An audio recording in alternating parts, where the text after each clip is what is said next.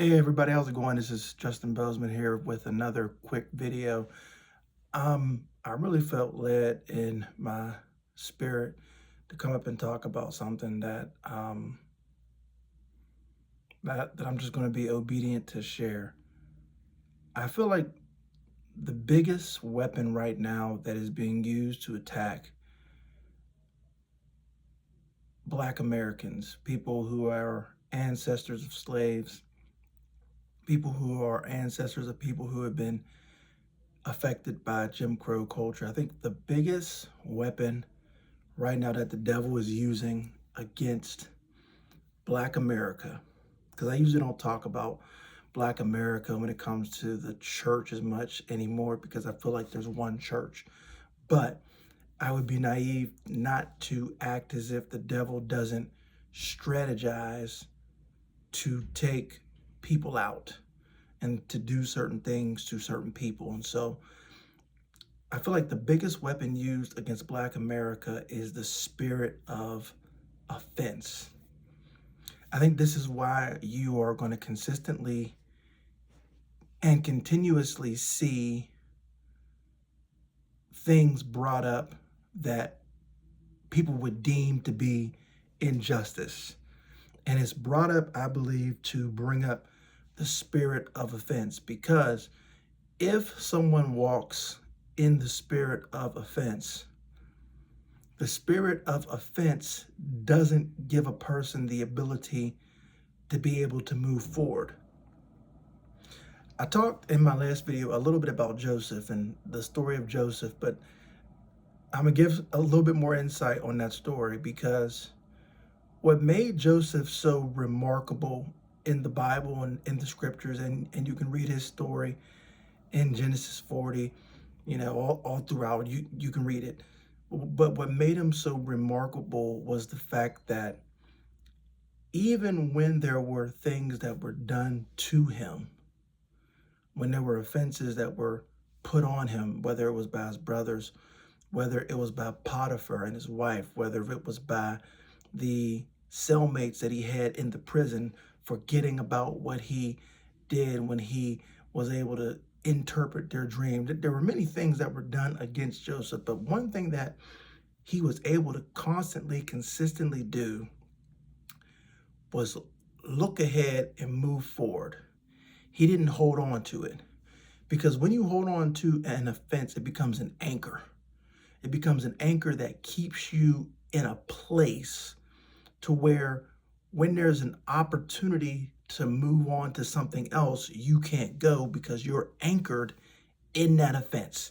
This is why people stay stuck in their traumatic uh, places because they don't let stuff go. And I feel like with Black America, every time that you see a shooting, every time that you see something like the Carmelo Anthony verdict, I feel like it's always magnified by the media to get Black people to live in that spirit of offense, in that spirit of unforgiveness, which you cannot move forward in life and look at new opportunities when you're walking in unforgiveness.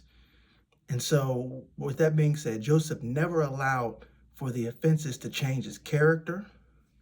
He always walked in integrity, even in spite of the people around him not walking in integrity. He never decided to stoop to their level because of what they did to get revenge or to make to get even with them or to get what he thought that he deserved. He always walked with integrity and with character, and he looked beyond it and he was above it. And I feel like now what the spirit of offense is doing to a lot of Black people in America is there is a lot of times now what we hear whenever we hear stuff about shootings or what people would deem to be injustices, we say, well, if they've been allowed to do this, then we should be allowed to do this. And for me, carrying that burden for years and years and years causes you not to be able to be ready to transition to something greater when the opportunity comes because you're always looking at the past and what did happen, as opposed to what is being placed in front of you. And so I felt led to say that because it is a coordinated attack, I believe, on the soulless man every time that something happens, that it attacks your sensuality when you're always hearing these stories of these uh, deemed injustices, and you see people getting riled up over it. And it's because the devil understands that if he can keep people in that place of trauma, anchored to that place of offense, they'll never walk in a manner that's worthy of their calling and be able to get to the level where ultimately God is going to assign them. See, God is the one who ultimately judges all things. God is the one who ultimately brings justice. But the problem is for most Black Americans, because a lot of us have lost our faith in God, is that we don't believe God does that. And so instead, we basically just say, well, if God ain't going to do it, it's up to us to get it. And that's not ever going to work. That there will never be, nobody will ever pay you back what you think that they owe you. It's never going to happen.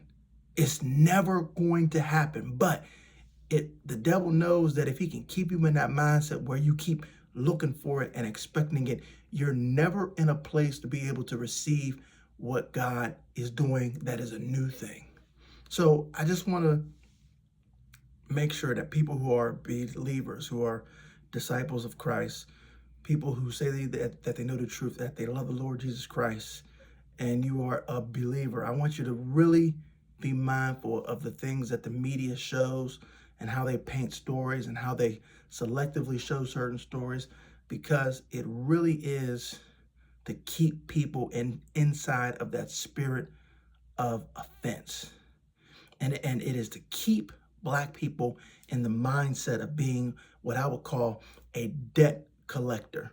So as a person who is a disciple of Christ and trying to walk uprightly, I want to encourage people not to be a debt collector.